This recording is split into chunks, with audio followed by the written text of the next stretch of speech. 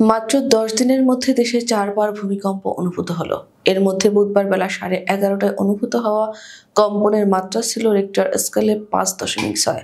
আবহাওয়া অধিদপ্তরের ভূমিকম্প পর্যবেক্ষণ ও গবেষণা কেন্দ্রের ভারপ্রাপ্ত কর্মকর্তা রুবায়েত কবির বলেন, বেলা 11:36 এই ভূমিকম্প অনুভূত হয়। এটিকে মাঝারি মাত্রার হিসেবে ধরা হয়। কম্পনের উৎপত্তি স্থল ভারত ও মিয়ানমারের সীমান্তবর্তী এলাকা। ঢাকা থেকে এর দূরত্ব ৪৪৯ কিলোমিটার। গতকাল ভূমিকম্পে তাৎক্ষণিকভাবে কোনো ক্ষতির তথ্য পাওয়া যায়নি।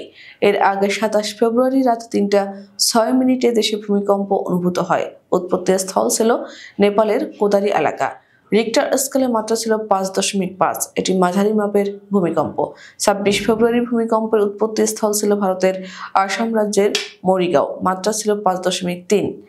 তার আগের দিন সকাল ৬টা ৪০ মিনিটে হওয়া ভূমিকম্পের উৎপত্তি ভারতের পশ্চিমবঙ্গ ও উড়িষ্যা সংলগ্ন বঙ্গোপসাগরে। মাত্রা ছিল ৫.১।